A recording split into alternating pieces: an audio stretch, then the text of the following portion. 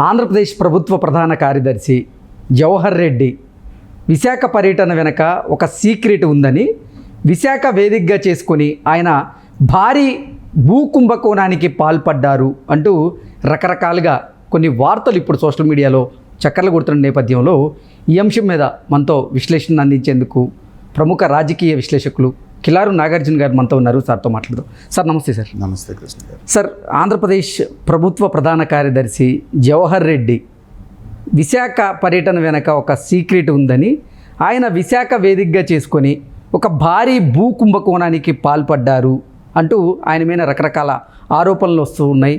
రకరకాల వార్తలు ఇప్పుడు సోషల్ మీడియాలో చక్కర్లు కొడుతూ ఉన్నాయి. వీటి మీద మీ విశ్లేషణ ఏంటి సార్? అంటే జనరల్గా జవహర్ రెడ్డి అనేటువంటి వ్యక్తి దాదాపు 2 సంవత్సరాల పైగా మనకి సీఎస్గా పనిచేస్తున్నారు. ఆయన జగన్మోహన్ రెడ్డి గారికి అత్యంత ఆప్తుడు. సో ఆయన ఎలాంటి నిర్ణయం తీసుకున్నా దాన్ని ఇంప్లిమెంట్ చేయడంలో చాలా ఉత్సాహంగా ఉండేటువంటి జవహర్ రెడ్డి గారు మనకు తెలుసు. కానీ ఈ ఎలక్షన్ నోటిఫికేషన్ వచ్చిన తర్వాత కేవలం ఉండేటువంటిది ఏదైనా సరే అది ఆపద్ధర్మ ప్రభుత్వం మాత్రమే. అవును. విధానపరమైనటువంటి నిర్ణయాలు తీసుకునేటప్పుడు కొంచెం ఆచితూచి వ్యవహరించాలనేటువంటిది అందరికీ తెలిసినటువంటి విషయం. అలాగే అనుమానం కలిగించేటువంటి ఏ చర్య కూడా ఎన్నికల షెడ్యూల్ రిలీజ్ అయిన తర్వాత ఆ ఎన్నికల కోడ్ అమల్లో ఉన్నప్పుడు చేయకూడదు అనేటువంటిది మనకు తెలుసు. కానీ జవహర్ రెడ్డి గారు అనేటువంటి ఆ వ్యక్తి సిరీస్ ఆఫ్ విషయాలు, అంటే వివాదాస్పదమైనటువంటి అంశాలన్నింటినీ ముట్టుకొని వాటి ద్వారా వివాదాలు చెలరేయటం మనం చూసాం. మొట్టమొదటిది ఏంటంటే మీకు ఈ ఫైల్స్ అప్గ్రేడేషన్ అని చెప్పేసి మొదలుపెట్టారు.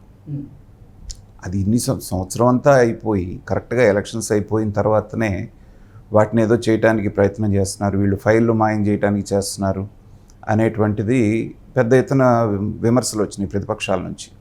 కానీ ఆయన ఏమంటారంటే ఇది ఏదో రొటీన్ కోర్సులో చేసేటువంటి వ్యవహారమే, మేము 15 రోజులు 10 రోజుల వ్యవధిలో మేము చేస్తామనేటువంటిది చెప్పడం జరిగింది. దానికి ఎలక్షన్ కమిషన్ కూడా సీరియస్గా తీసుకొని మీరు ఆపేయండి, దాన్ని ఎలక్షన్ రిజల్ట్స్ వచ్చిన తర్వాత మాత్రమే, కౌంటింగ్ తర్వాత మాత్రమే చేయమని చెప్పేసి చెప్పడం జరిగింది. అప్పుడు పెద్ద ఎత్తున వచ్చినటువంటి ఇదేంటంటే వీళ్ళు చేసిన అక్రమాలకు సంబంధించినటువంటి ఫైల్స్ ఏవైతే ఉన్నాయో వాటినంటే మాయం చేయాలని చెప్పేసిన ప్రయత్నం చేస్తున్నారు అనేటువంటిది పెద్ద ఎత్తున విమర్శలు వచ్చినాయి. ఎందుకంటే సహజంగానే మనం చూస్తున్నాం ఆఫీసులు తగలబడిపోవటం, దాంట్లో ఉండే ముఖ్యమైన ఫైళ్ళు తగలబడిపోవటం, లేకపోతే కొంతమంది మాజీ మంత్రులకు సంబంధించిన పాత కేసుల్లో ఉన్నటువంటి ఫైల్స్ కోర్టులో ఉంటే దొంగలబడి ఆ ఫైల్స్ మాత్రం ఎత్తుకుపోవటం. సో ఇలా రకరకాలు చూసాం. ఆ అనుమానాలన్నింటికి ఈ వచ్చేటువంటి విమర్శలకి వెనక జరిగినవన్నీ ఊతమిస్తూ ఉన్నాయి. సరే, అది అయిపోయింది అనగానే వెంటనే ఇక్కడ హింసాత్మక సంఘటనలు జరుగుతూ రాష్ట్రం అట్టుడికిపోతూ ఉంటే యంత్రాంగం అంతా కూడా చేష్టలుడికి చూస్తున్నారు. ఒక పక్కన పిన్నెల్లి రామకృష్ణారెడ్డి గారు ఉదంతం బయటకు వచ్చి పోలీస్ యంత్రాంగం అంతా అతని కోసం వెతుకుతున్నటువంటి టైంలో ఈయన విశాఖ పర్యటనకు వెళ్ళటం, భోగాపురం ఎయిర్పోర్టు పనులు ఎలా జరుగుతున్నాయో దాన్ని పర్యవేక్షించాలనేటువంటి వంకతోటి అక్కడికి వెళ్ళటం అనేటప్పటికి ఏంటంటే అక్కడ కూడా పెద్ద ఎత్తున విమర్శలు వచ్చినాయి. ఇలాగే ఇప్పుడు అతను పీతల రాజు యాదవ్ ఎవరో ఉన్నారు, అతను మూర్తి యాదవ్ అనుకుంటాను, జనసేన నాయకుడు, స్థానికంగా ఉన్నటువంటి వ్యక్తి. అతను ఆరోపిస్తున్నాడు ఇక్కడ దగ్గర 800 ఎకరాల అసైన్డ్ ల్యాండ్స్ని జవహర్ రెడ్డి గారు బినామీ పేరుతోటి తన కొడుక్కి కట్టబెట్టడానికి ఒక జీవో ఆధారంగా కొన్ని రిజిస్ట్రేషన్స్ ఆల్రెడీ జరిగిపోయినాయి, ఇంకా కొన్ని రిజిస్ట్రేషన్స్ తొందరగా చేయాలని చెప్పేసి అక్కడ ఉన్నటువంటి ఆఫీసర్స్ మీద ఒత్తిడి తీసుకొస్తున్నాడు అనేటువంటిది అతను నిర్దిష్టంగా ఆరోపిస్తున్నాడు. ఇప్పుడు ఇన్ని సంవత్సరాలు 5 సంవత్సరాలు మీరు పాలిస్తూ ఉన్నారు, వారం రోజుల్లో మనకి ఇంకా కౌంటింగ్ దగ్గరికి వచ్చేస్తుంది. ఈ టైంలో వైజాగ్ వెళ్ళి 10 రోజుల ముందు దాన్ని ఏదో భోగాపురం దాన్ని చేసేసి ఇక్కడ చేయాల్సిన పనులు చాలా ఉన్నాయి. రేపు పొద్దున కౌంటింగ్ ప్రశాంతంగా జరుగుతుందా లేదా, కౌంటింగ్ జరిగిన తర్వాత ఎలాంటి హింసాత్మక ఘటనలు జరుగుతాయి అనేటువంటిది రకరకాల రూమర్స్ వస్తూ ఉన్నాయి. భయానక వాతావరణం రాష్ట్రంలో ఉంది. అన్ని రకాలుగా ఉన్నప్పుడు ఏంటంటే టైం కాని టైంలో అక్కడికి వెళ్ళడం, అక్కడ వెళ్ళి సమీక్ష పేరుతోటి వెళ్ళటం అనేటప్పటికి ఏంటంటే పెద్ద ఎత్తున విమర్శలు వస్తున్నాయి. దాంట్లో ఇది మతలబు అనేటువంటిది నిర్దిష్టంగా వాళ్ళు ఆరోపిస్తున్నప్పుడు ఏంటంటే దీని మీద ఏంటి అనేటువంటిది కూడా జనంలో చర్చ నడుస్తోంది. అయితే ఆరోపించినంత మాత్రాన అది నిజము అని నమ్మటానికి మనకు ఆధారాలు కావాలి. కానీ అతను ఏంటంటే ఆల్రెడీ కొన్ని అసైన్ ల్యాండ్స్ మరి రిజిస్ట్రేషన్ చేయించాడు. అసలు అసైన్ ల్యాండ్ రిజిస్టర్ అవ్వటం అనేటువంటిది అది కాదు. జనరల్గా అసైన్ ల్యాండ్ అంటే మనకి ఎస్సీ ఎస్టీ వాళ్ళకి ఎంజాయ్మెంట్ కోసం ఇచ్చినటువంటి ల్యాండ్సే కానీ అమ్మేటువంటి అధికారం లేదు. మరి అది ఏదో జీవో ఏదో కోట్ చేస్తున్నారు వాళ్ళు, దాని ప్రకారంగా జరుగుతుంది అంటున్నారు. కాబట్టి ఆపద్ధర్మంగా ప్రభుత్వం ఉన్నప్పుడు, ఎలక్షన్ కోడ్ అమల్లో ఉన్నప్పుడు ఇలాంటి చర్యలు ఏమన్నా జరిగితే దాన్ని ఖండించాల్సిందే. దాని మీద తప్పనిసరిగా ఈసీ పరిశీలించి చర్య తీసుకోవాలి. మూడోది ఇంకోటి ఏంటంటే కన్ఫైన్డ్ ఐఏఎస్ అని ఉంటాయి.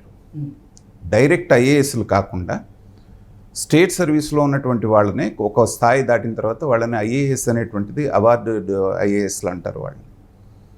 అవి నిక్ ఆఫ్ ద మూమెంట్ ఇప్పుడు ఆయన రికమెండ్ చేసి యూపీపీఎస్సీకి పంపించాడు, వీళ్ళకి కన్ఫైన్డ్ ఐఏఎస్ చేయండి. దానికి ఎలక్షన్ కమిషన్ కూడా సీరియస్గా తీసుకొని మీరు ఆపేయండి దాన్ని.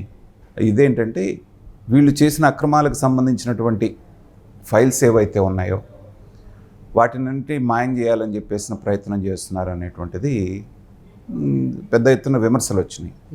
ఎందుకంటే సహజంగానే మనం చూస్తున్నాం ఆఫీసులు తగలబడిపోవటం, దాంట్లో ఉండే ముఖ్యమైన ఫైళ్ళు తగలబడిపోవటం, లేకపోతే కొంతమంది మాజీ మంత్రులకు సంబంధించిన పాత కేసుల్లో ఉన్నటువంటి ఫైల్స్ కోర్టులో ఉంటే దొంగలబడి ఆ ఫైల్స్ మాత్రం ఎత్తుకుపోవటం. దాని మీద చంద్రబాబు నాయుడు గారు వాళ్ళకి లెటర్ రాయటం, ఇది సరైనటువంటి సమయం కాదు, హడావుడిగా ఎట్లా చేస్తారు మీరు అనేటువంటిది ఈ లెటర్ రాయటం దాని మీద కూడా నడుస్తూ ఉంది. సో ఇలాంటి చర్యలు చూసినప్పుడు ఏంటంటే అధికారం కోల్పోతుందేమో అధికార పార్టీ అనేటువంటిది ఒక పక్కన, జవహర్ రెడ్డి గారికి ఇంకొక 2 నెలల్లో ఏమో ఉన్నట్టుంది ఆయనకి, నెక్స్ట్ మంత్ ఎండింగ్ హార్డ్లీ ఇంకొక 1 మంత్ ఉంది.